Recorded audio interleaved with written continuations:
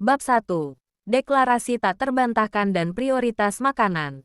1.1 Aroma di ruang makan. Pagi di awal bulan Juli. Rumah utama keluarga Mo adalah manifestasi nyata dari kekayaan turun-temurun. Ruang makan yang luas, dihiasi lampu kristal bakarat, terasa hening. Cahaya matahari pagi menyusup dari jendela setinggi langit-langit, memantul di piring-piring porselen bermotif emas. Di ujung meja, duduk nyonya besar Mo, seorang wanita parubaya yang masih memancarkan aura dominasi dan keanggunan. Di hadapannya, Mo Yu, 20 tahun, cucu tunggalnya yang seharusnya menjadi pewaris termuda, sedang menghabiskan sarapannya dengan hikmat. Mo Yu sama sekali tidak terlihat seperti pewaris kaya. Ia mengenakan kaos oblong putih polos yang sedikit melar di bagian leher, dipadukan celana jeans belel yang baru ia beli di pasar loak. Rambut hitamnya dikuncir asal-asalan, menyisakan beberapa helai yang menggelitik pelipisnya. Fokus totalnya saat ini tertuju pada sepiring penuh nasi goreng seafood yang dibuatnya sendiri. Ia selalu menemukan bahwa makanan yang dibuat koki rumah ini kurang bernyawa. Mo Yu, tolong turunkan garpu itu sekarang. Perintah Nenek Mo. Suaranya halus namun mengandung otoritas mutlak. Mo Yu, yang sedang mengunyah udang besar, mengangguk patuh setelah menelan. Ia menyingkirkan garpunya, tapi matanya tetap melirik sisa nasi goreng di piringnya. Ada apa? Nek, aku harus buru-buru. Sudah jam 8. Dan aku ada wawancara freelance di daerah Kemang. Mereka butuh penerjemah sekaligus copywriter dadakan. Lumayan. Gajinya bisa menutupi sewa kamar kosku bulan ini. Nenek Mo menghela napas panjang, menatap cucunya yang lebih memilih hidup pas-pasan di kos daripada menikmati fasilitas rumah mewah ini. Nenek sudah membatalkan wawancaramu, Mo Yu. Dan kau juga tidak perlu membayar sewa kos lagi. Kau akan segera pindah ke apartemen suamimu. 1.2 Keputusan dan janji masa lalu. Mo Yu mengerutkan kening, sama sekali tidak memahami alur pembicaraan ini. Suami, apartemen, Nek. Aku bahkan tidak punya pacar. Aku tidak punya waktu untuk kencan, Nek. Semalam aku menghabiskan waktu untuk membandingkan harga beras dari 3 pemasok berbeda untuk sebuah proyek e-commerce yang aku kerjakan. Mo Yu menyentuh dahi neneknya. Nenek sakit. Apa nenek lupa kalau aku ini Mo Yu? Gadis yang kebahagiaannya hanya terletak pada tumpukan uang di rekening bank dan rasa makanan yang sempurna. Nenek Mo menarik tangannya dengan tegas. Nenek tidak sakit. Nenek sangat waras. Ini adalah janji, Mo Yu. Janji yang nenek buat 50 tahun lalu dengan sahabat terbaik nenek, Nyonya Besar Han.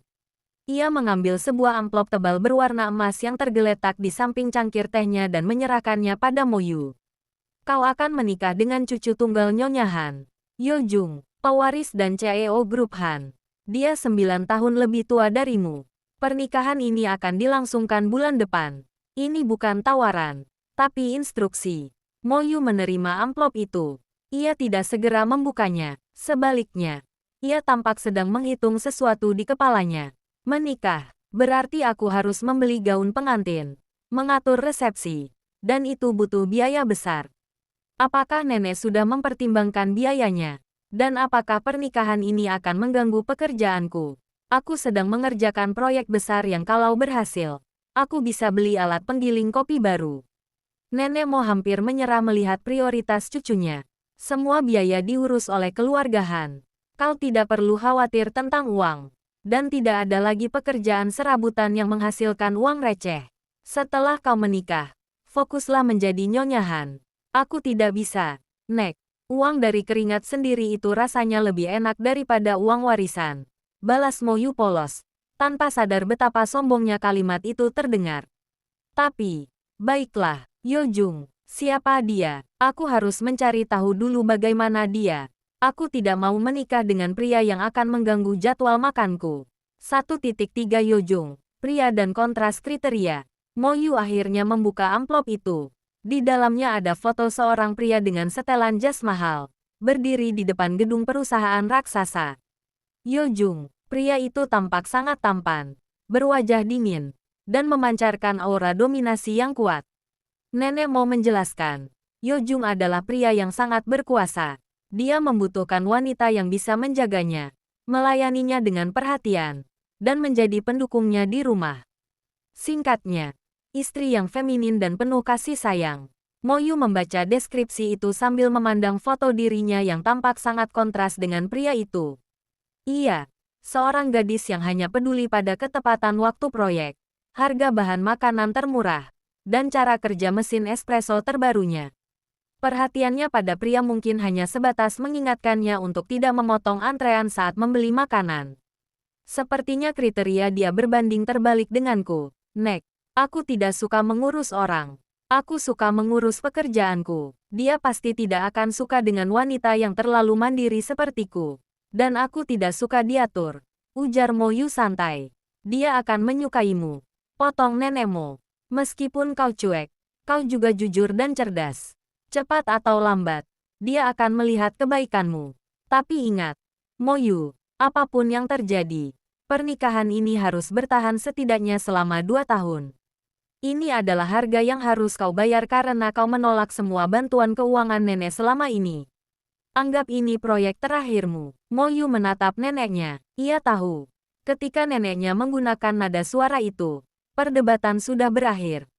Ia menghela napas, menimbang antara pernikahan yang mengganggu dan ketenangan hidup setelah 2 tahun. Baiklah, kata Mo Yu akhirnya, mengambil suapan terakhir nasi gorengnya.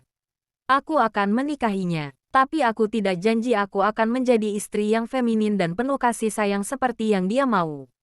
Aku hanya akan menjadi diriku sendiri. Dalam benak Mo Yu, pernikahan ini hanyalah perjanjian bisnis paling besar dan paling merepotkan yang pernah ia terima. Begitu nasi goreng itu tandas, ia bangkit. Kalau begitu aku harus pergi. Meskipun aku menikah, aku tetap harus mencari uang untuk membeli buku resep terbaru. Aku tidak mau kehabisan uang saku, katanya. Lalu bergegas keluar, meninggalkan Yo Jung, Grup Han, dan janji masa lalu. Sebagai bab 2, pemberontakan tenang dan pertemuan yang dingin. 2.1 Strategi, menjual mahal. Mo Yu menerima keputusan neneknya, namun ia tidak menerimanya dengan pasrah. Pemberontakan Mo Yu tidak diwujudkan dalam teriakan atau air mata, melainkan dalam sikap acuh tak acuh dan logistik yang menjengkelkan. Setelah pertemuan di ruang makan, Mo Yu segera kembali ke kamar kosnya yang sederhana. Di sana, ia mulai merancang strategi. Jika pernikahan ini adalah proyek, maka ia harus memastikan proyek ini tidak mengganggu proyek-proyek lain yang lebih penting baginya. Ia menelepon Nenek Mo. Nek, aku sudah memikirkannya. Aku setuju menikah. Tapi dengan syarat, kata Mo Yu. Nadanya seolah sedang menegosiasikan harga bahan baku. Apalagi, Mo Yu. Nenek Mo terdengar lelah. Pertama, aku tidak mau ada pesta pertunangan. Kedua, aku tidak mau fitting gaun pengantin berlebihan. Aku hanya perlu satu setel yang nyaman dipakai saat akad. Ketiga, dan ini yang paling penting, aku tidak akan berhenti bekerja. Aku akan terus mencari uangku sendiri, bahkan setelah menikah. Jika Yo Jung menolak, aku akan membatalkan pernikahan ini. Nenek Mo tertawa kecil. Gadis cerdas. Nenek sudah menduga ini. Baiklah. Syaratmu nenek sampaikan. Sekarang, kau harus bertemu Yo Jung malam ini.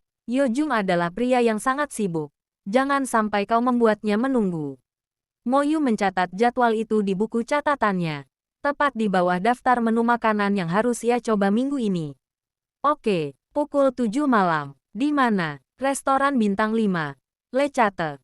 Berpakaianlah yang pantas. Mo Yu. Jangan kaos belelmu. 2.2 penampilan yang sengaja menantang. Pukul 19.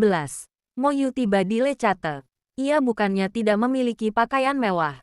Ia hanya tidak mau memakainya.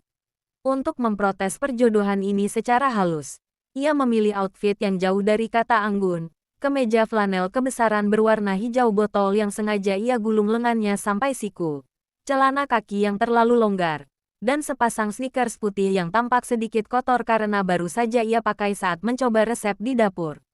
Rambutnya hanya dikepang satu, asal jadi. Ia tidak memakai riasan sama sekali. Di tangannya, ia membawa tas jinjing kain yang isinya bukan dompet mahal, melainkan laptop kerjanya, sebuah notebook penuh catatan resep dan perhitungan akuntansi, dan sebungkus keripik kentang rasa pedas.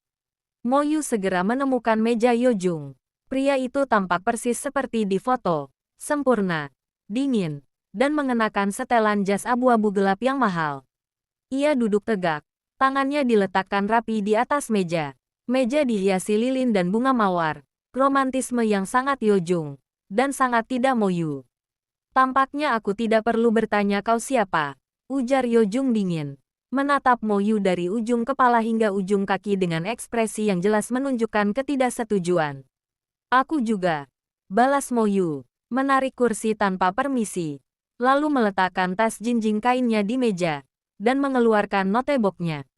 Langsung ke intinya saja. Aku tidak mau membuang waktu.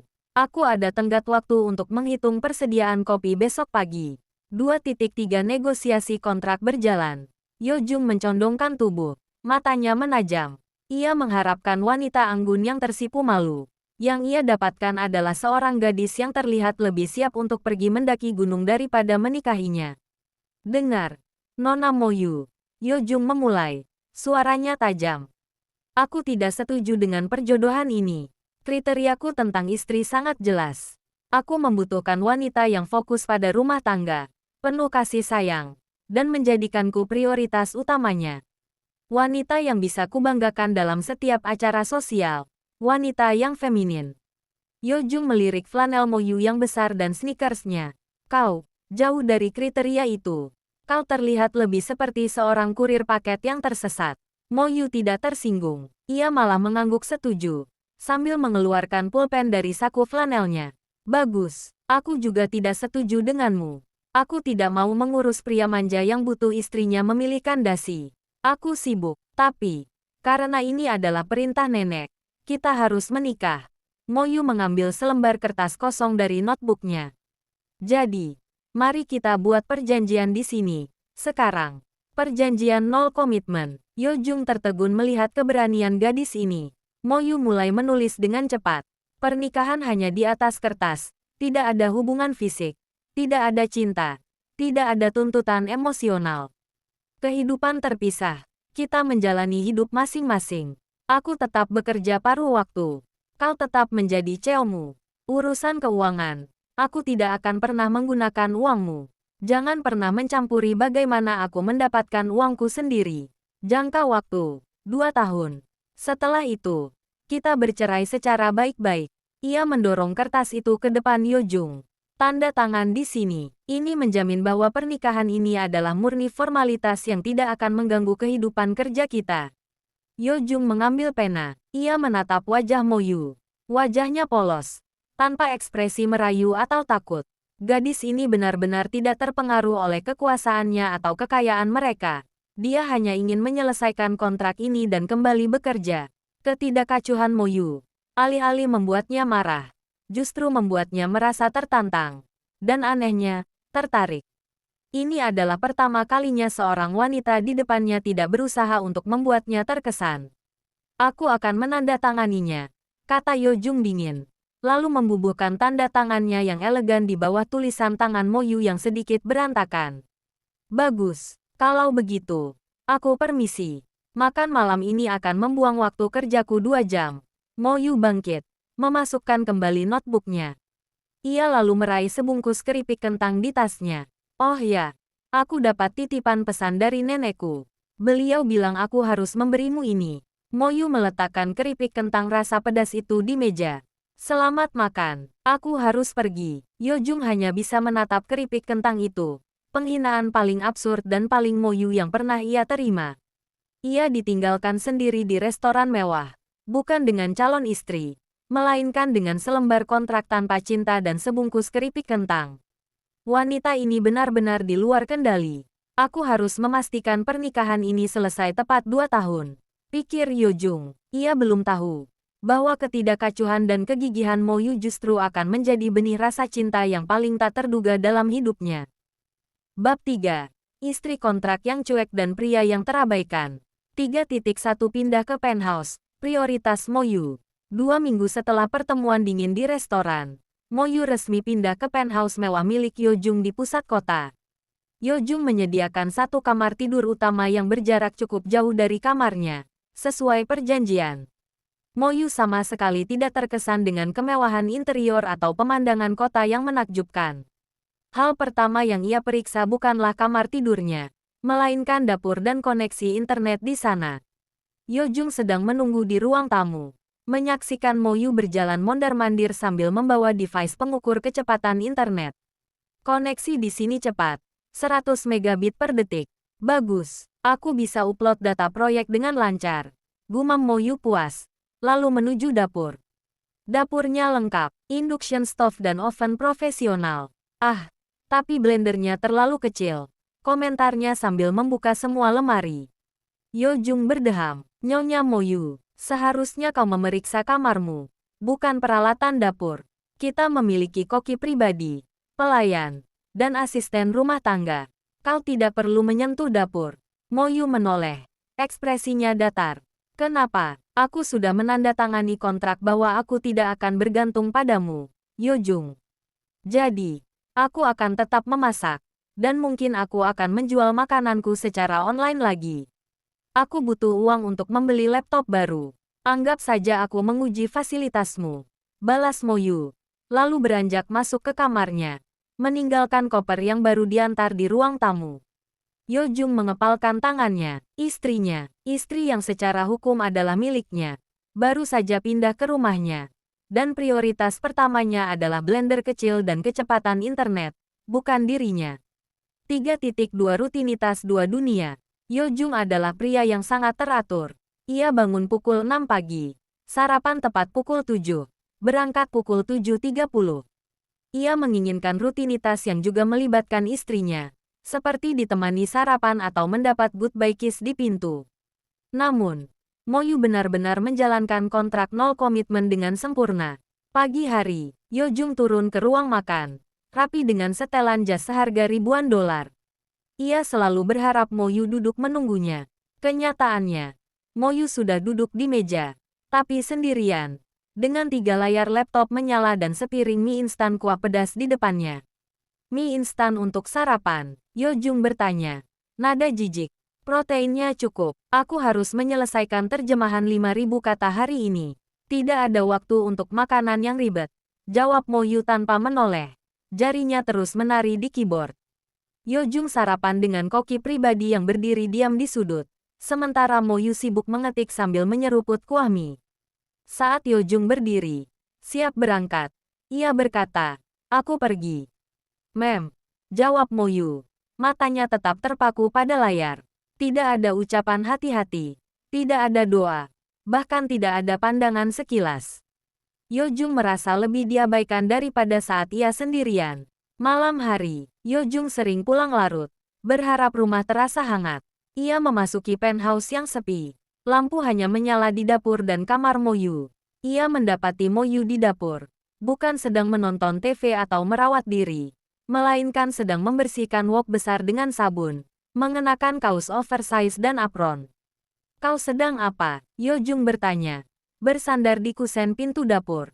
"Aku membuatkan catering mini untuk rapat direksi temanku besok. Mereka membayar cukup mahal. Aku harus menyetor ke rekeningku sebelum jam 10 pagi," jawab Mo Yu, mengelap keringat di dahinya dengan punggung tangan. "Oh, kau sudah pulang. Sudah makan." "Aku sudah makan di kantor," jawab Yo Jung dingin. Ia merasa aneh. Istrinya lelah, berkeringat, bukan karena mengurus rumah tangga mereka, tapi karena mencari uang receh yang sebenarnya tidak ia butuhkan. "Bagus, kalau begitu jangan ganggu aku. Aku harus segera mengemasnya." Mo Yu kembali sibuk, memindahkan nasi goreng ke kotak-kotak plastik tanpa menyadari betapa kaku dan terabaikannya suaminya berdiri di dekatnya. 3.3 Yo Jung menguji kriteria. Frustrasi dengan sikap Mo Yu, Yo Jung memutuskan untuk mengujinya. Ia ingin melihat apakah Mo Yu memiliki setitik pun naluri keibuan atau kepedulian seperti wanita idamannya. Keesokan harinya, Yo Jung sengaja tidak memakai dasi. Pukul 7.15, ia duduk di meja makan, dengan kemeja putih mahal dan kerah terbuka. Mo Yu sedang menikmati semangkuk bubur ayam buatannya, membaca laporan keuangan di tablet. Yo Jung menunggu. 5 menit, 10 menit. Mo Yu tidak mengatakan apa-apa. Ia hanya sibuk dengan bubur dan laporannya. Akhirnya, Yo Jung berdeham keras. Mo Yu, kau tidak lihat ada yang kurang dariku. Mo Yu akhirnya menatap Yo Jung. Ia menyipitkan mata, mengamati Yo Jung dari kepala hingga kaki, seperti sedang menginspeksi barang cacat. Jasmu rapi, rambutmu klimis. Oh, kemejamu tidak kusut. Tapi, Mo Yu menunjuk keluar jendela. Sepertinya sebentar lagi akan hujan. Kau bawa payung. Kalau tidak, nanti kau basah, lalu sakit, lalu aku harus mengurusmu. Itu melanggar kontrak. Yo Jung hampir kehilangan kendali. Bukan itu, dasiku. Mo Yu, aku tidak memakai dasi. Mo Yu menatapnya polos. Memang kenapa? Kau mau presentasi? Kalau ya, dasimu ada di lemari, kan?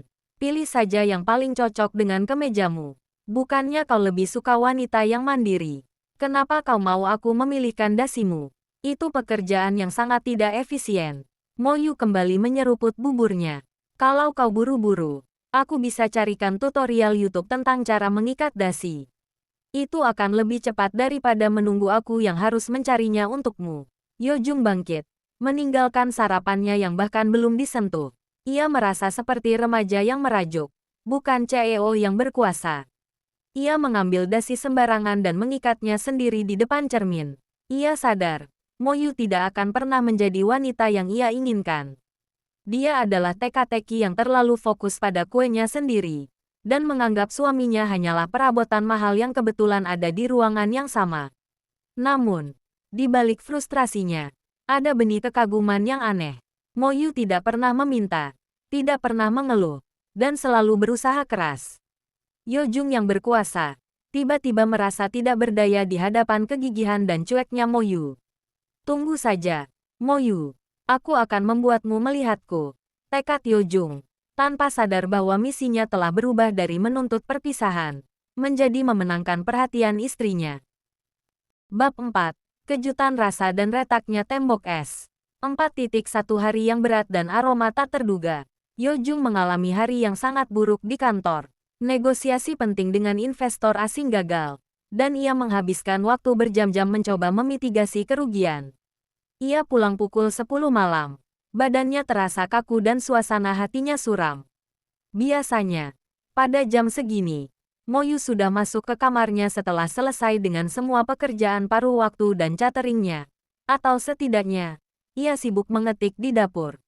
Yo Jung sudah terbiasa dengan kesunyian penthouse yang hanya ditemani aroma antiseptik dari pembersih yang digunakan pelayan.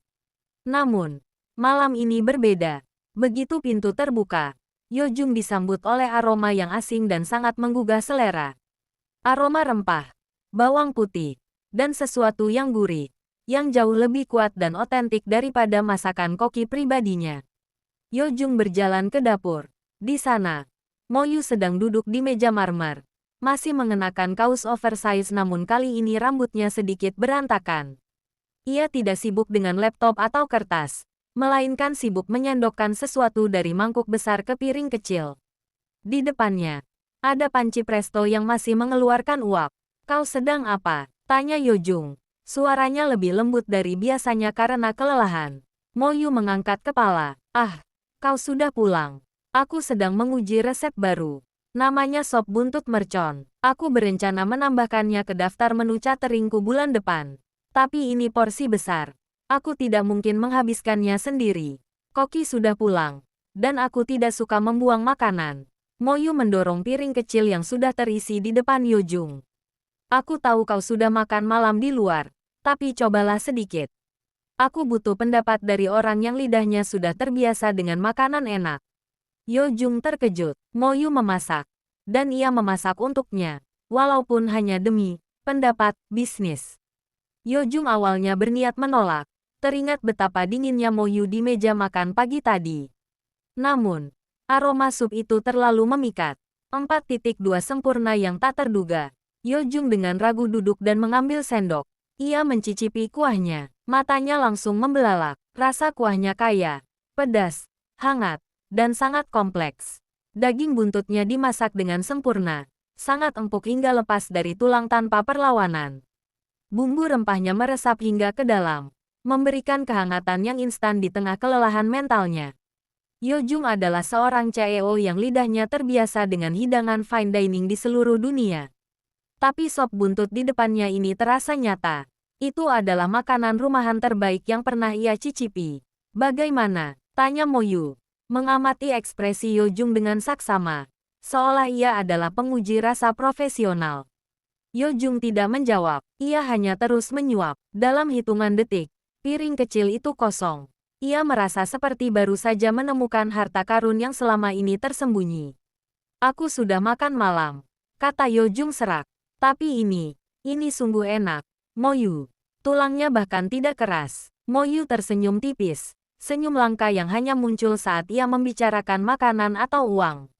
Aku menggunakan teknik presto khusus dan bumbu rempah yang aku racik sendiri. Resep ini akan menjadi bestseller. Yo Jung menatapnya. Kecerdasan Mo Yu memang tidak diragukan lagi dalam bidang akademis dan bisnis. Tapi ia baru tahu bahwa Mo Yu juga menyimpan bakat kuliner yang luar biasa. Mo Yu yang cuek dan workaholic ternyata memiliki sisi yang penuh gairah dan keahlian. Dan gairah itu bukan hanya soal uang. Boleh aku tambah lagi? Yo Jung bertanya, tanpa sadar bahwa ia telah melanggar harga dirinya. Mo Yu tertawa kecil, suara tawa yang jarang ia dengar. Tentu, ambil saja. Aku akan catat tanggapanmu. Sempurna. Porsi yang memuaskan. Dan layak dijual dengan harga tinggi. 4.3 Keretakan pada kontrak. Malam itu, untuk pertama kalinya sejak pernikahan, Mo Yu dan Yo Jung berbagi meja makan. Meskipun itu adalah sisa sop buntut mercon dan bukan makan malam romantis yang direncanakan. Yo Jung makan dengan lahap. Dan Mo Yu duduk di seberangnya. Bukan dengan laptop, melainkan membaca buku tentang food fotografi untuk meningkatkan daya jual produknya. Yo Jung menyadari bahwa Mo Yu bukan hanya sekadar gadis yang terobsesi pada uang. Dia adalah seorang pekerja keras yang berjuang untuk mengejar passion dan rasa kepuasan diri. Kegigihannya untuk mendapatkan uang sendiri, meskipun ia mampu membeli puluhan koki, kini terlihat sebagai sebuah kehormatan. Kenapa kau tidak pernah memberitahuku bahwa kau pandai memasak? Tanya Yo Jung. Setelah piringnya benar-benar bersih, Mo Yu mengangkat bahu. Kenapa aku harus memberitahu? Kau tidak bertanya. Lagi pula, ini hanya hobiku. Dan kau juga tidak pernah memberitahuku bahwa kau suka makanan pedas. Kau terlihat seperti pria yang hanya makan steak mahal tanpa bumbu. Yo Jung tertawa. Ia menyadari betapa dangkalnya penilaiannya selama ini. Ia menilai Mo Yu hanya dari penampilannya yang cuek dan obsesinya terhadap uang. Aku suka makanan yang bernyawa, Mo Yu. Sama seperti masakanmu ini, kata Yo Jung. Kata-kata itu jauh lebih dari sekadar pujian makanan. Itu adalah pengakuan tulus pertamanya terhadap nilai Mo Yu yang sebenarnya. Mo Yu menatapnya. Ada sedikit kehangatan di matanya yang polos. Terima kasih atas ulasanmu. Aku akan memberimu diskon 10% jika kau memesan catering dariku nanti. Yo Jung tersenyum kecil. Dinginnya kontrak mereka terasa mulai mencair. Sedikit demi sedikit. Berkat kehangatan sop buntut mercon buatan Mo Yu. Ia mulai melihat bahwa wanita mandiri yang ia anggap sebagai musuh kriteria, justru memiliki pesona yang jauh lebih kuat dan unik daripada wanita manja manapun. Ia mulai ingin tahu lebih banyak tentang dunia Mo Yu. Bab 5. Dapur yang ramai dan pesona ambisi. 5.1 Mo Yu. Si koki bisnis. Sejak insiden sop buntut mercon, Yo Jung diam-diam menantikan momen makan malam. Mo Yu, entah karena merasa berterima kasih atas ulasan jujur Yo Jung, atau karena ingin terus menguji resep baru, mulai memasak porsi besar hampir setiap malam. Mo Yu tidak pernah bertanya apakah Yo Jung mau makan masakannya. Ia hanya menyisakan porsi untuknya di atas meja dapur. Itu adalah cara Mo Yu menunjukkan perhatian tanpa melanggar kontrak emosional mereka. Suatu malam, Yo Jung pulang dan menemukan hidangan baru. Nasi liwet komplit dengan ayam goreng kuning.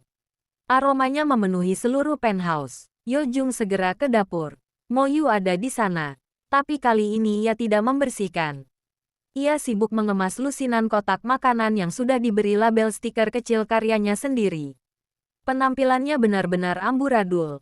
Rambutnya yang dikepang sudah lepas, menyisakan anak rambut yang lengket di dahi. Ia memakai kacamata baca minus besar, dan kaos oversize yang kini ternoda bumbu kunyit. Laris manis. Ya, tanya Yojung. Mengambil tempat duduk di bangku bar dapur. Mo Yu, tanpa menoleh, mengangguk cepat. Sop buntut mercon laku keras. Sekarang aku harus memenuhi pesanan nasi liwet ini untuk acara arisan ibu-ibu pejabat. Aku hanya menerima pesanan dalam jumlah terbatas, agar aku tetap bisa fokus pada proyek freelance-ku. Tapi kau terlihat sangat lelah, ujar Yojung. Mo Yu hanya menyeka keringatnya dengan bahu. Lelah, tapi senang. Uang yang masuk fantastis. Setelah ini aku harus lembur. Ada proofreading kontrak hukum 50 halaman. Tapi, karena kau sudah di sini, nasi liwetmu ada di bawah tudung saji. Makanlah selagi hangat. Aku harus menyelesaikan ini sebelum kurir datang. Yojung makan nasi liwet itu, yang ternyata luar biasa lezat. Nasi yang gurih, ayam yang renyah, sambal yang nendang. Ia makan sambil mengamati Mo Yu yang sibuk. Mo Yu tidak pernah berdandan untuknya. Mo Yu tidak pernah menunjukkan sisi lembut yang ia dambakan.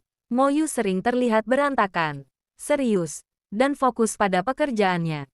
Namun, Yojung merasa dia tidak bisa berpaling. Kegigihan dan semangatnya untuk berhasil dengan caranya sendiri, ditambah dengan talenta memasak yang tersembunyi, justru jauh lebih menarik daripada wanita manja manapun. 5.2 Dapur yang menjadi arena kerja. Dapur penthouse mewah itu kini menjadi arena kerja Mo Yu. Pagi hari, Yojung akan mendapati Mo Yu sedang mencoba resep sarapan unik sambil berbicara dengan aksen asing di telepon. Rupanya sedang menerjemahkan secara online. Sore hari, setelah Yojung pulang dari kantor, dapur akan dipenuhi uap masakan, aroma rempah, dan tumpukan kotak plastik. Suatu malam, Yojung sengaja pulang lebih awal, sekitar jam 7 malam. Ia menemukan Mo Yu sedang berjongkok di lantai, mencoba memperbaiki mixer yang rusak. Tangannya berlumuran oli. Apa yang kau lakukan? Kenapa tidak panggil teknisi? Yojung mendekat. Mo Yu mendongak. Wajahnya dipoles noda hitam. Ia tampak seperti mekanik yang kelelahan. Teknisi mahal. Lagi pula, aku suka memperbaiki barang. Ini lebih efisien daripada membuang uang. Aku butuh mixer ini untuk batch pesanan kue kering besok. Yojung hanya bisa menatapnya. Wanita ini, pewaris konglomerat, rela berjongkok di dapur, memperbaiki mixer bekas, hanya demi menghemat uang dan menyelesaikan pesanan kecilnya. Yojung tanpa sadar meraih tisu dan membersihkan noda oli di pipi Mo Yu. Mo Yu tersentak. Itu adalah sentuhan non-bisnis pertama yang tidak dingin dari Yojung. Biarkan saja, kotor, aku harus cuci tangan, kata Mo Yu, berusaha cuek. Aku tahu kau bisa melakukan semuanya sendiri, Mo Yu, kata Yojung pelan. Tapi, biarkan aku membantumu. Setidaknya untuk hal-hal yang tidak melanggar kontrak. Apa yang harus kulakukan? Mo Yu berpikir sejenak, lalu menunjuk tumpukan topping kue. Kau bisa memotong kacang almond ini.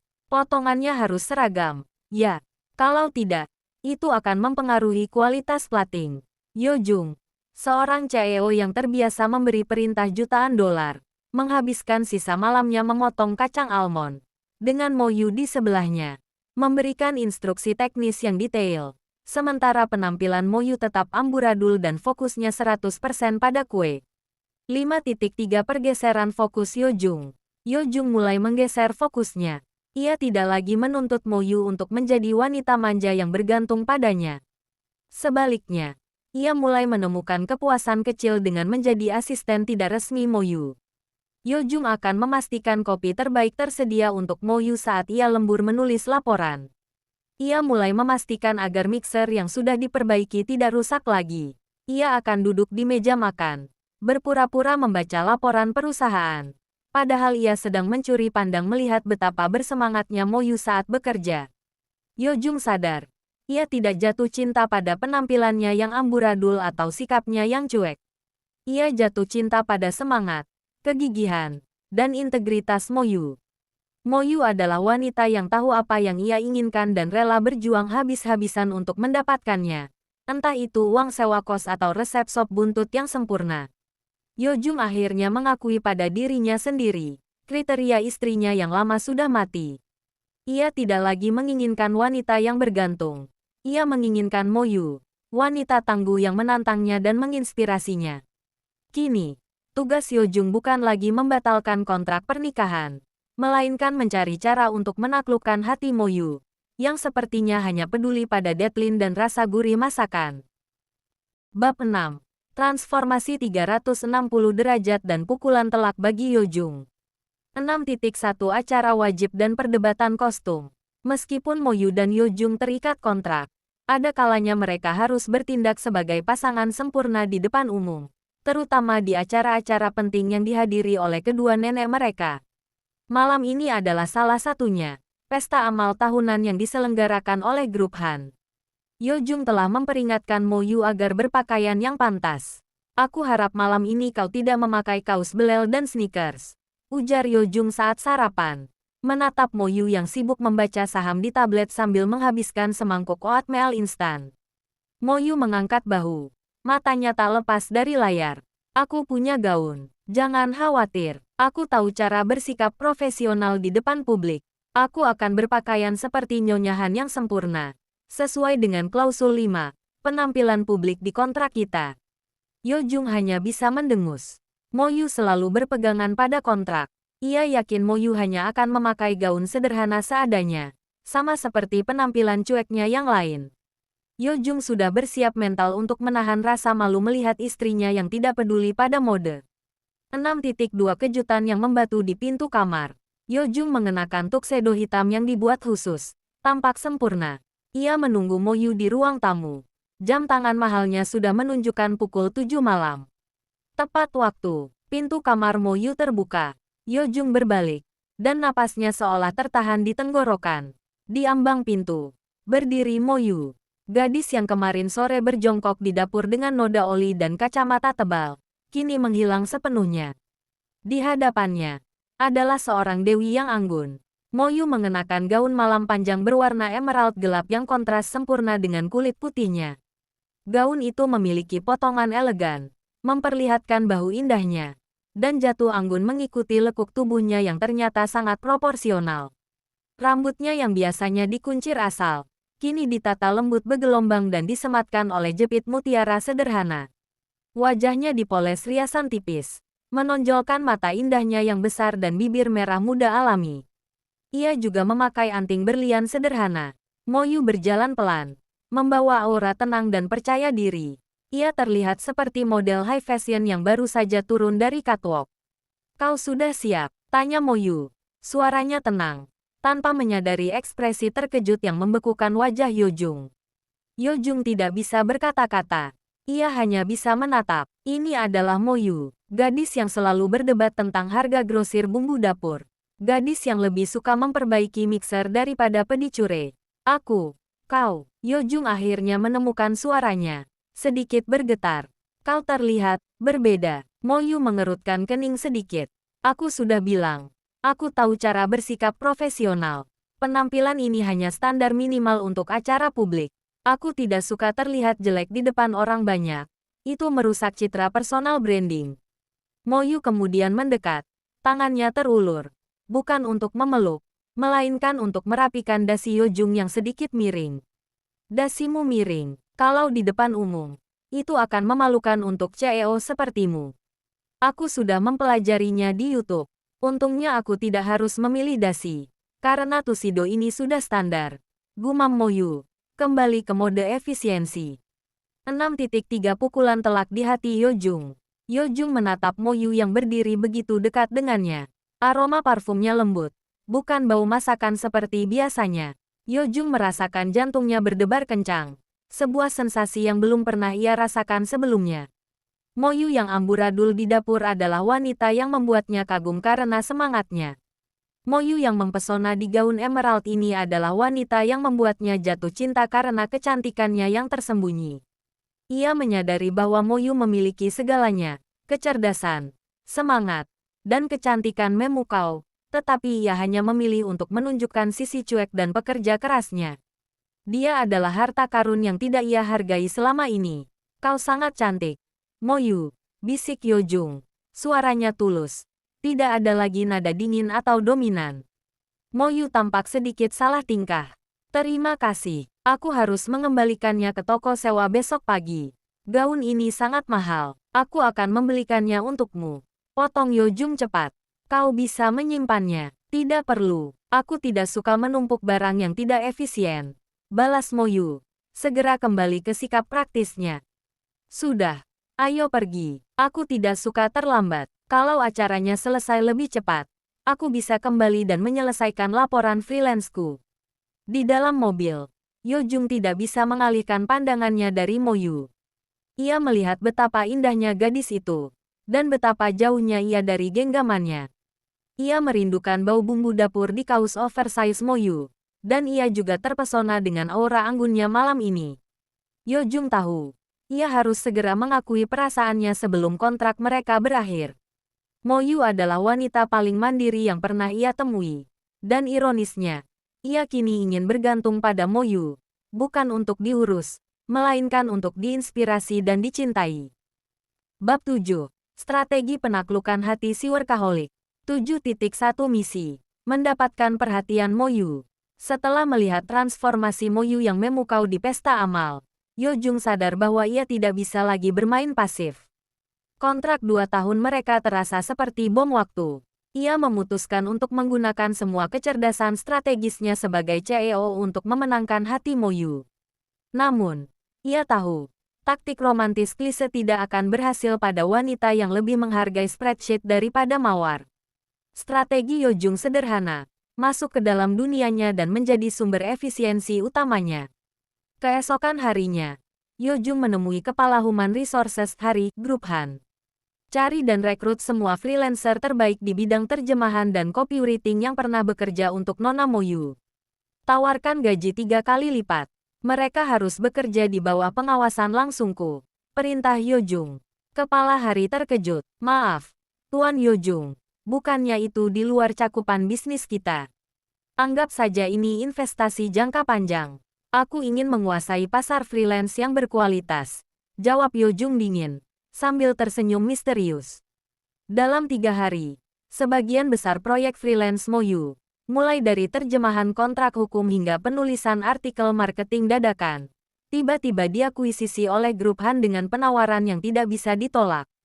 7.2 menjadi efisien yang tak terhindarkan.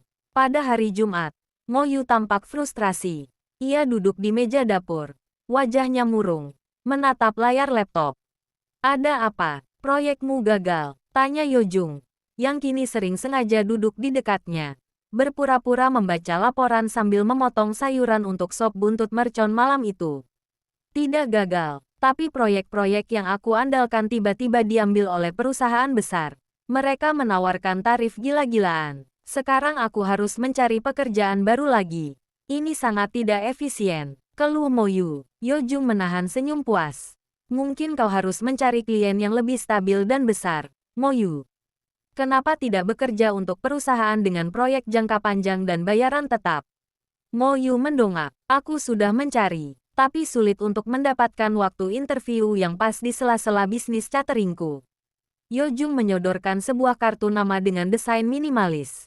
Ambil ini, Grup Han sedang mencari konsultan part-time untuk menganalisis laporan bisnis kami. Jam kerjanya fleksibel. Bayaran per jamnya 2 kali lipat dari rata-rata pasar. Ini bisa menutupi semua biaya freelance yang hilang. Moyu mengambil kartu itu. Matanya langsung bersinar karena angka dan efisiensi yang ditawarkan. Grup Han, bukankah itu perusahaanmu? Iya, tapi kau akan melapor pada kepala departemen lain. Aku tidak akan mencampuri pekerjaanmu. Anggap saja ini penawaran bisnis yang menguntungkan. Moyu berpikir cepat, bayaran besar, waktu fleksibel, dan pekerjaan yang menantang otaknya. Ini adalah tawaran paling efisien yang pernah ia terima. Baiklah, aku setuju, kata Moyu, lalu mencatat jadwal wawancaranya, yang tentu saja sudah diatur sempurna oleh Yojung. 7.3 Memenangkan rasa lapar. Yojung juga menyerang Moyu melalui jalur kebahagiaan utamanya, makanan. Sejak Yojung menjadi asisten dapur dadakan, ia mulai mencatat semua keluhan Moyu terkait peralatan dan bahan. Suatu pagi, Moyu terkejut melihat sebuah kotak besar di dapurnya. Isinya adalah blender profesional berkapasitas besar dan berdaya tinggi, lengkap dengan garansi resmi. Siapa yang mengirim ini? Tanya Moyu pada Yojung. Aku membelinya. Jawab Yo Jung santai. Sedang memoles sendok garpu yang akan digunakan Mo Yu untuk catering berikutnya. Blender lamamu terlalu lambat dan sering macet. Itu membuang waktu kerjamu 5 menit per hari. Blender ini lebih efisien. Anggap saja ini investasi untuk kelancaran bisnis barumu di grup Han. Mo Yu menatap blender itu. Dia sangat menyukainya. Dia tahu harganya sangat mahal. Tetapi Yo Jung membungkusnya dalam alasan efisiensi, yang membuat Mo Yu tidak bisa menolak. Lalu, Yo Jung mulai mencari tahu semua bahan makanan langka yang selalu ingin dicoba Mo Yu untuk resepnya. Ia menggunakan koneksi bisnis grup Han untuk mendapatkan travel impor, rempah langka, dan seafood segar langsung dari nelayan. Aku membelinya untuk menjalin relasi dengan pemasok, Mo Yu. Karena sudah terlanjur dibeli, kau bisa menggunakannya untuk resep barumu. Yo Jung selalu berdalih. Mo Yu senang bukan main. Ia kini memiliki bahan-bahan premium, pekerjaan bergaji tinggi yang menantang, dan peralatan terbaik, semua berkat intervensi Yo Jung yang efisien ini. Hubungan mereka mulai berubah. Mo Yu masih cuek, tapi kini ia sering mencari Yo Jung untuk meminta pendapat tentang laporan bisnis barunya atau untuk menyajikan hasil masakannya yang menggunakan bahan premium. Yo Jung tidak lagi menjadi suami kontrak, melainkan partner paling efisien bagi Mo Yu. Satu malam, Mo Yu menatap Yo Jung yang sedang membersihkan wok bekas ia memasak rendang. Yo Jung, panggil Mo Yu. Ya, terima kasih. Kau membuat hidupku jauh lebih efisien.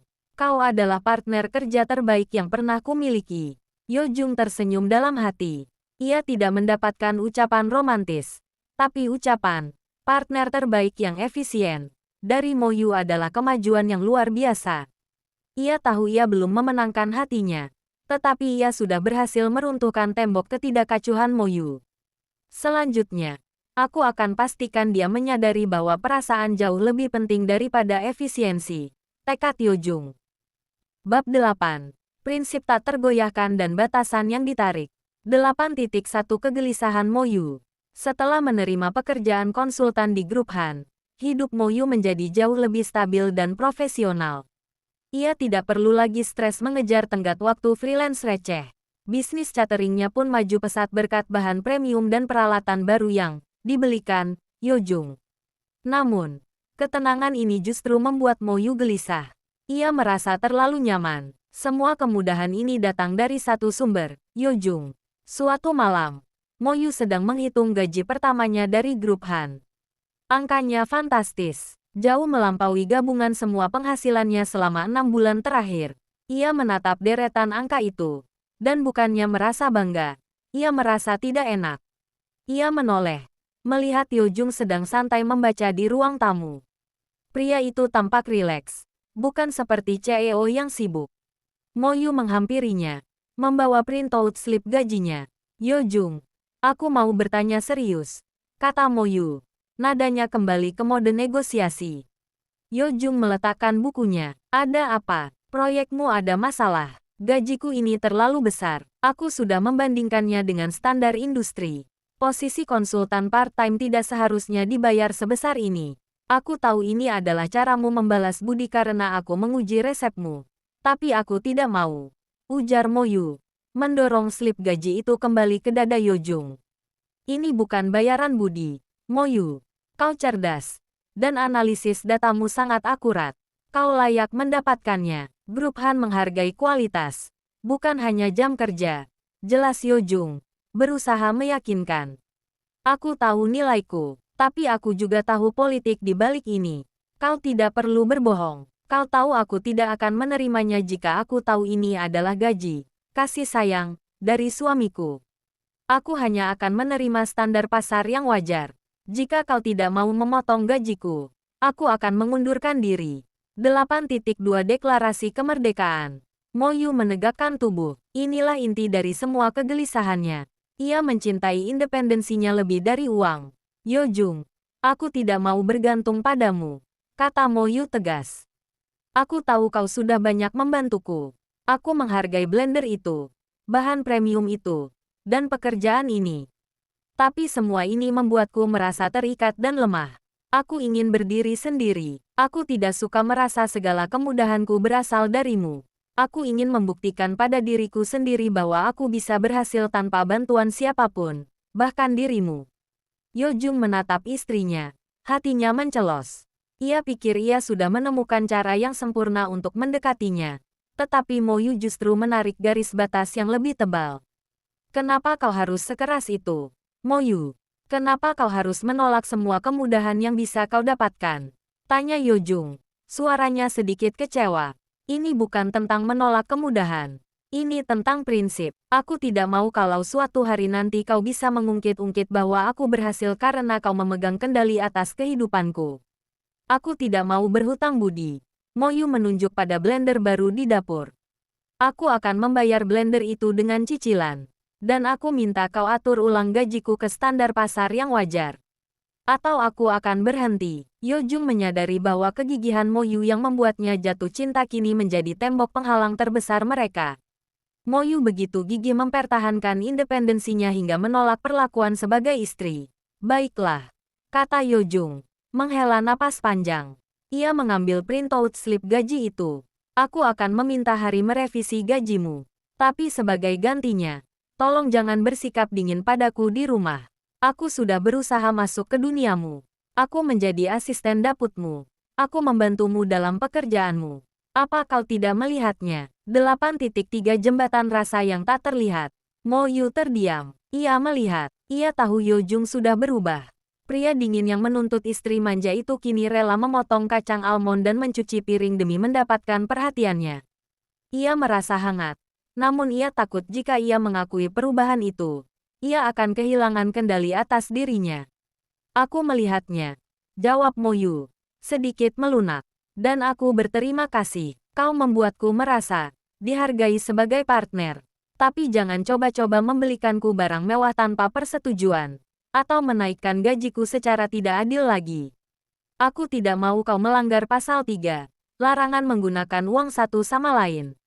Yojung tersenyum tipis. Baik, aku tidak akan membelikanmu barang mewah. Tapi aku akan tetap membantumu di dapur. Dan aku akan tetap menjadi partner paling efisien untukmu. Kau tidak bisa melarangku makan masakanmu, kan? Itu adalah hakku sebagai penghuni rumah ini. Mo Yu mengangguk. Itu benar, aku tidak bisa melarangmu makan. Tapi kau harus memberi ulasan yang jujur. Aku butuh data untuk meningkatkan kualitas bisnisku. Meskipun Mo Yu tampak kembali menarik diri, Yojung tahu ia telah membuka celah. Mo Yu kini menghargai kehadirannya. Bahkan jika hanya dalam peran sebagai partner bisnis yang efisien dan pengulas makanan. Yojung memutuskan untuk menghormati batasan yang ditarik Mo Yu. Ia akan memenangkan hati istrinya bukan dengan uang atau kekuasaan, melainkan dengan konsistensi, ketulusan, dan rasa kagum yang ia tunjukkan pada kegigihan Mo Yu. Yojung mengambil keputusan penting. Ia harus mengakui perasaannya sebelum Mo Yu berhasil melunasi cicilan blender dan memutuskan bahwa kontrak 2 tahun mereka sudah harus diakhiri. Bab 9. Kedatangan masa lalu dan tembok cuek yang dibangun kembali. 9.1 Tamu tak terduga. Beberapa minggu setelah konflik tentang gaji, hubungan Mo Yu dan Yojung berjalan dalam keseimbangan yang aneh. Mo Yu tetap fokus pada pekerjaan dan bisnis cateringnya. Sementara Yojung secara konsisten menjadi partner yang suportif dan efisien. Yojung sudah terbiasa dengan kehangatan masakan Mo Yu setiap malam.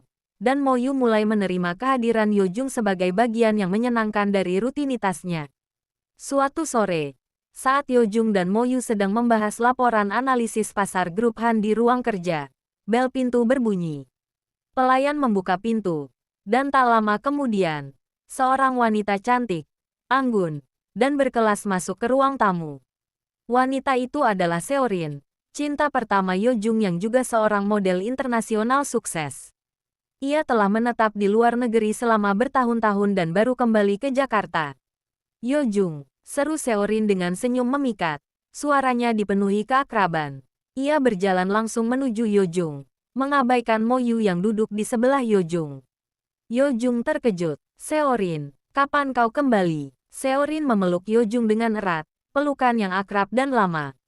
Mo Yu hanya bisa duduk diam, kaku. Aku baru tiba. Aku dengar kau sudah menikah. Kenapa tidak memberitahuku? Kau menghilang begitu saja dari hidupku, kata Seorin manja. Suaranya persis seperti kriteria istri idaman Yojung dulu. Manja, bergantung, dan sangat ekspresif. Seorin akhirnya menoleh ke Moyu. Ia melihat Moyu mengenakan kaos oversize baru saja keluar dari dapur kacamata baca, dan rambut yang diikat setengah-setengah. Oh, ini istrimu. Aku Seorin, teman lama Yojung. Sangat lama, kata Seorin, menyalami Moyu dengan tangan dingin. Ada nada meremehkan yang terselubung. Moyu, meskipun hatinya tiba-tiba terasa sesak, segera mengaktifkan mode cuek profesional. Aku Moyu, istri Yojung. Aku sedang sibuk, jadi maaf aku tidak bisa menemanimu. Kalau kau mau minum, silakan minta pada pelayan. Yojung, aku sudah menyelesaikan laporan yang kau minta. Aku pergi dulu, kata Moyu datar. Bangkit dan meninggalkan ruangan tanpa menunggu balasan dari Yojung atau Seorin. 9.2 Moyu yang cuek kembali. Moyu kembali ke kamarnya. Tetapi ia tidak bekerja. Ia hanya duduk diam. Gejolak emosi yang selama ini berhasil ia tekan dengan pekerjaan dan angka tiba-tiba meledak. Rasa sesak dan cemburu itu terasa asing baginya. Selama ini, Yojung adalah partnernya, rekan kerjanya, pengulas masakannya. Moyu sudah lupa bahwa hubungan mereka hanyalah kontrak. Melihat interaksi Yojung dan Seorin yang begitu akrab dan hangat, persis seperti yang ia bayangkan seharusnya pasangan suami istri, membuatnya sadar bahwa Yojung dan dia tidak pernah berada di level yang sama. Seorin adalah wanita yang pantas mendapatkan Yojung, cantik, anggun, dan memiliki waktu untuk menjadi perhatian. Sementara dia hanya seorang workaholic yang berantakan dan hanya bisa menawarkan sop buntut. Untuk melindungi diri dari rasa sakit yang aneh ini, Moyu mengambil keputusan cepat, ia harus menarik diri sepenuhnya. Ia harus kembali ke Moyu yang cuek dan dingin, yang berpegangan erat pada perjanjian nol komitmen. 9.3 Tembok baru Yojung. Selama beberapa hari ke depan, Yojung mencoba menyeimbangkan kehadiran Seorin, yang selalu ada dengan alasan pekerjaan atau mengenang masa lalu, dengan kehidupan rumah tangganya bersama Moyu. Yojung memperhatikan perubahan pada Moyu. Moyu kembali ke kamar kos lamanya, hanya untuk mengambil barang, katanya. Tetapi ia menghabiskan waktu lama di sana. Di rumah, ia tidak lagi memasak. Dapur menjadi sunyi. Jika Moyu ada di dapur, ia hanya membuat oatmeal instan atau sandwich cepat. Saat Yojung bertanya tentang resep barunya, Moyu menjawab dingin, bisnis catering sedang sepi. Aku fokus pada laporan grup Han. Aku harus kembali bekerja. Itu lebih penting. Saat Yojung mencoba membantunya memotong sayuran, Moyu menolak. Tidak perlu. Aku bisa melakukannya sendiri. Aku tidak mau kau mengganggu efisiensiku. Aku harus menyelesaikan pekerjaan ini. Yojung tahu. Moyu tidak lagi cuek. Moyu sedang menghukumnya dengan sikap cuek. Suatu malam, Seorin sengaja datang ke penthouse saat makan malam. Ia duduk di meja makan, mencoba menarik perhatian Yojung dengan cerita-cerita glamornya. Yojung terus mencuri pandang ke dapur, tempat Moyu sedang sibuk mencuci piring dengan ekspresi datar. Moyu, kenapa kau tidak bergabung? Tanya Seorin, dengan nada mengundang namun jelas meremehkan. Tidak perlu, aku sudah makan. Aku harus mencuci piring ini agar steril. Aku tidak suka menunda pekerjaan rumah tangga. Nikmatilah makananmu, jawab Moyu tanpa menoleh. Lalu segera masuk ke kamarnya, mengunci diri. Yojung merasa frustrasi. Ia menyadari betapa jauh ia telah melangkah dalam perasaannya. Tetapi Moyu justru kembali ke nol, kembali ke kontrak. Ia harus meyakinkan Moyu bahwa cinta pertama tidak ada artinya. Yojung harus membuktikan bahwa kegigihan Moyu yang ia cintai tidak boleh disembunyikan lagi. Bab 10. Pengakuan yang tak terhindarkan dan hancurnya tembok. 10.1 Pilihan yang memecah belah. 3 hari Moyu menarik diri. 3 hari dapur Yojung sepi dari aroma masakan. Dan 3 hari Yojung harus menahan frustrasi. Puncaknya terjadi saat makan malam di penthouse. Seorin datang lagi. Kali ini membawa berkas penting. Aku ingin meminta saranmu tentang investasi ini. Yojung, kata Seorin, melirik Moyu yang baru saja masuk ke ruang makan, hanya untuk mengambil sebotol air mineral. Aku butuh seseorang yang cerdas dan bisa kuandalkan, dan itu selalu dirimu. Yo Jung melirik Mo Yu. Istrinya hanya berdiri di sana, cuek, minum air, dan siap untuk menghilang lagi. Mo Yu, tolong lihat berkas ini sebentar. Yo Jung mencoba melibatkan Mo Yu. Mo Yu menggeleng. Tidak perlu. Urusan bisnisnya Seorin, bukan urusanku. Dan aku harus menyiapkan materi untuk presentasi internal besok pagi. Efisiensi. Yo Jung, aku harus fokus. Mo Yu kemudian berjalan menuju pintu keluar ruang makan. Yo Jung sudah muak. Ia tidak tahan lagi dengan permainan. Cuek, Mo Yu yang menyakiti dirinya sendiri. Tunggu. Mo Yu, bentak Yo Jung. Suaranya menggelegar di ruang makan. Mo Yu berhenti, tapi tidak berbalik. Seorin, maaf, aku harus berbicara dengan istriku. Urusanmu bisa kita bahas besok, kata Yo Jung dingin pada Seorin, lalu berdiri dan berjalan cepat ke arah Mo Yu. 10.2 pertengkaran yang meledak. Yo Jung meraih lengan Mo Yu dan membalikkan tubuhnya. Apa yang kau lakukan? Kau melanggar kontrak, dan ada tamu, desis Mo Yu. Matanya memancarkan amarah yang tersembunyi. Kontrak, kau selalu bersembunyi di balik kontrak sialan itu. Seru Yo Jung, kenapa kau kembali bersikap dingin dan mengabaikanku? Karena Seorin datang, kau cemburu. Mo Yu, dan kau lari dari perasaanmu. Mo Yu melepaskan cengkeraman Yo Jung. Wajahnya memerah. Bukan karena malu, tapi karena marah dan takut emosinya terbongkar. Aku tidak cemburu, aku hanya kembali ke tujuan awal pernikahan ini, hanya di atas kertas. Kau punya cinta pertamamu. Dia memenuhi semua kriteria istrimu. Dia lembut. Dia bergantung padamu. Dia wanita yang kau inginkan. Aku hanyalah seorang workaholic yang berantakan dan hanya peduli pada uang. Aku tidak akan pernah menjadi wanita yang kau butuhkan. Jadi, aku hanya menjalankan kontrak. Aku tidak mau bergantung padamu. Dan aku tidak mau mencampuri urusan pribadimu. Mo Yu berteriak. Semua rasa sakitnya keluar melalui kata-kata yang ia tutupi dengan alasan logis. Lalu kenapa kau berhenti memasak? Kenapa kau kembali ke oatmeal instan? Kenapa kau menolak bantuanku di dapur? Padahal itu membuatmu lebih efisien. Desak Yo Jung. Karena aku tidak mau semua kemudahanku berasal darimu. Aku tidak mau suatu saat nanti, saat kita bercerai, aku menyadari bahwa aku tidak bisa hidup tanpamu. Mo Yu akhirnya mengakui ketakutan terbesarnya. 10.3 pengakuan dan ciuman. Yo Jung menatap Mo Yu. Ia melihat air mata yang berkaca-kaca di mata polos itu. Ia melihat Mo Yu yang sekeras baja akhirnya menunjukkan kerentanan. Yo Jung tersenyum lembut. Senyum yang sama sekali berbeda dari CEO dingin yang selama ini ia kenal. Ia menoleh ke arah Seorin yang masih berdiri terpaku di meja makan. Seorin, panggil Yo Jung tegas. Aku menghargai masa lalu kita, tapi aku tidak mencintaimu. Aku mencintai wanita yang berdiri di depanku sekarang. Aku mencintai Mo Yu. Aku minta maaf, tapi kau harus pergi. Seorin terkejut, namun Yo Jung tidak memberinya kesempatan untuk membalas. Ia fokus sepenuhnya pada Mo Yu.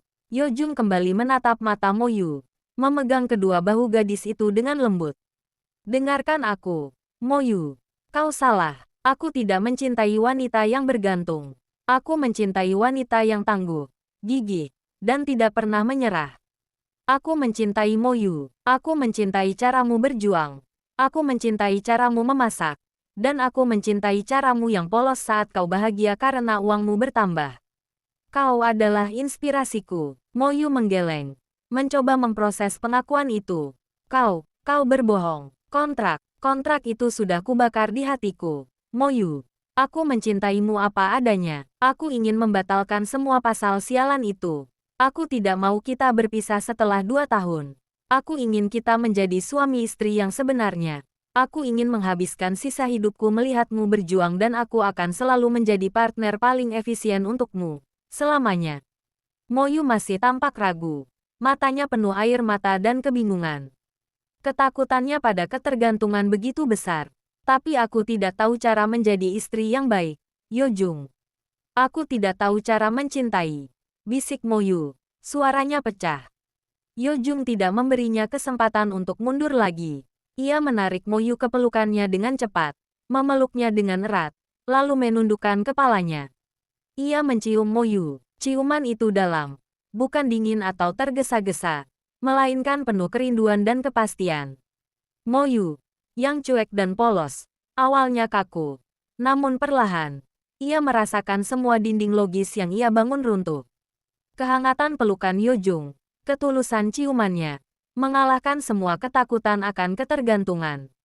Ia membalas ciuman itu, untuk pertama kalinya mengakui bahwa perasaan yang ia hindari ternyata jauh lebih kuat dan lebih nikmat daripada nasi goreng seafood terbaik di dunia. Saat mereka melepaskan diri, dahi Yo Jung bersentuhan dengan dahi Mo Yu. "Aku mencintaimu, Mo Yu. Jangan lari lagi," bisik Yo Jung. Mo Yu, dengan pipi memerah dan mata yang sudah tidak lagi takut, tersenyum kecil. Aku tidak akan lari. Tapi kau harus membayarku 2 kali lipat untuk mencuci piring malam ini." "Itu tidak ada dalam kontrak," balas Mo Yu, memeluk Yo Jung erat-erat. Yo Jung tertawa, memeluk istrinya yang gigih dan kini penuh cinta itu. Bab 11. Awal yang canggung dan cinta berbasis efisiensi. 11.1 pagi setelah peristiwa.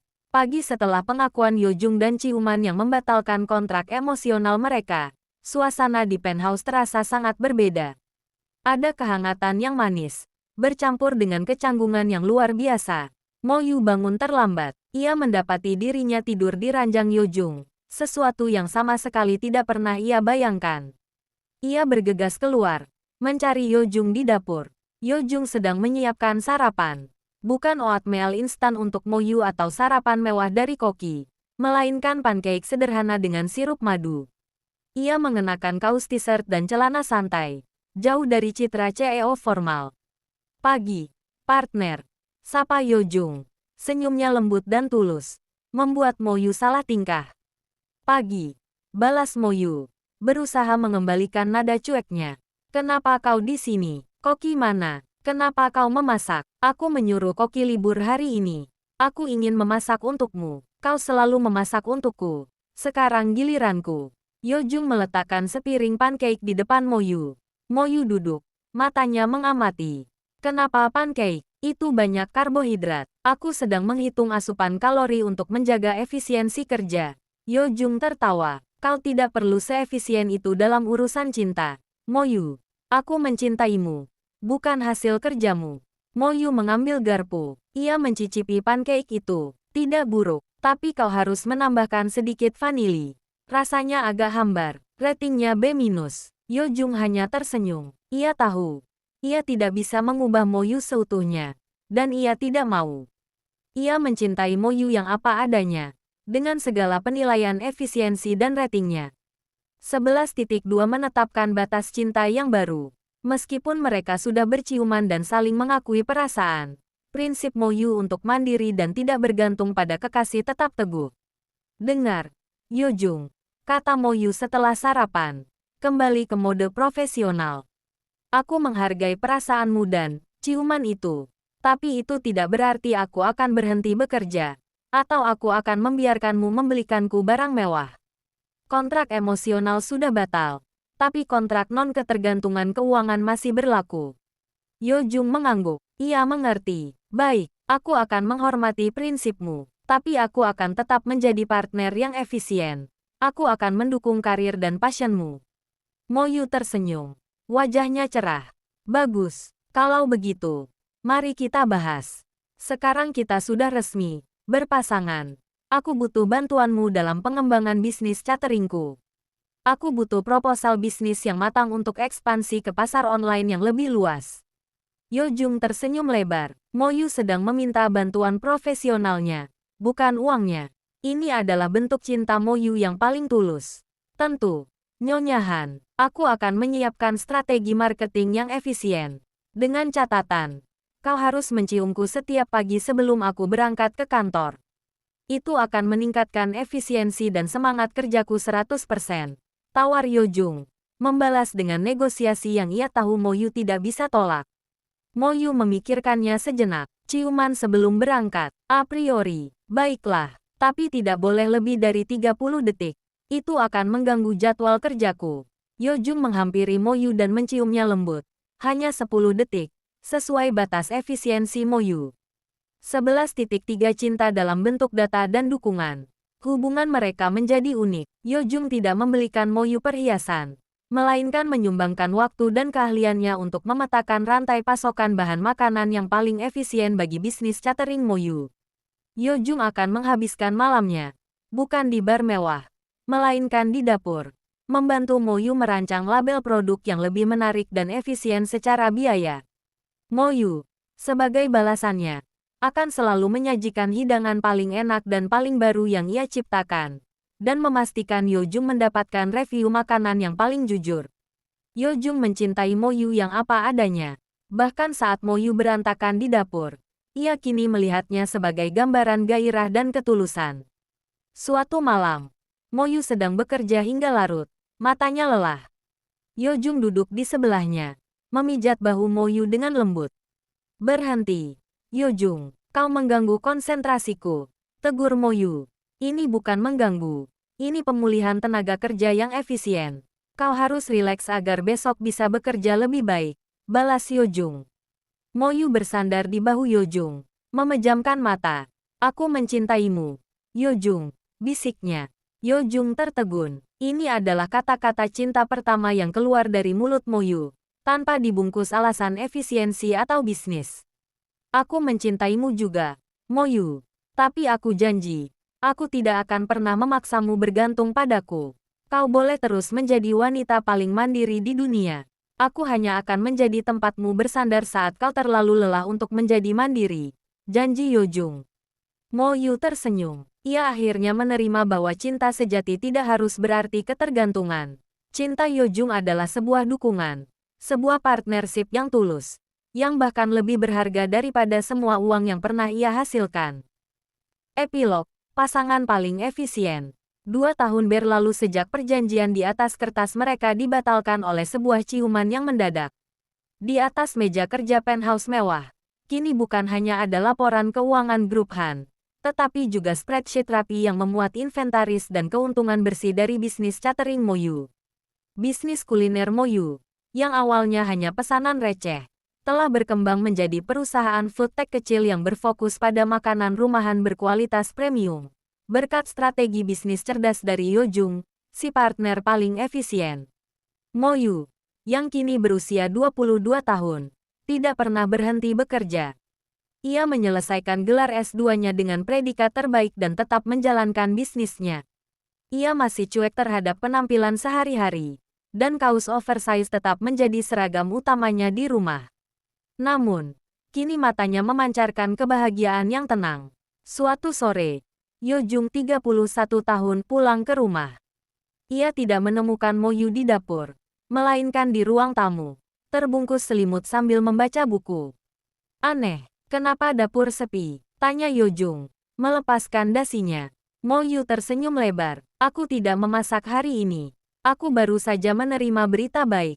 Proyek analisis risiko yang aku kerjakan di grup Han, yang gajinya sudah kau turunkan ke standar wajar itu, mendapat bonus besar. Aku memutuskan untuk menggunakan uangku sendiri untuk membeli kita diner di Le Chate." Yojung terkejut. Le Chate, tempat di mana mereka pertama kali bertemu dan menyepakati kontrak dingin mereka. Le Chate, bukankah itu tidak efisien? Goda Yojung. Mo Yu bangkit, menghampiri Yojung. Ia merapikan kerah kemeja suaminya dengan gerakan lembut. "Aku sudah menghitungnya. Sesekali, sebuah investasi emosional jangka panjang jauh lebih penting daripada efisiensi jangka pendek. Aku ingin merayakan, dan aku ingin melihatmu di restoran mewah itu, tanpa harus merasa terikat pada perjanjian apapun." Mo Yu kemudian mencium Yojung, ciuman yang melampaui 30 detik batas efisiensi mereka. "Aku mencintaimu, Yojung. Terima kasih sudah mencintai wanita yang lebih mencintai angka dan makanan daripada dirinya sendiri," bisik Mo Yu. "Aku mencintaimu, Mo Yu. Dan aku mencintai betapa keras kepalanya kau. Aku sudah membuang semua kriteria istri manja itu. Aku hanya butuh kau, wanita paling gigih yang pernah kutemui.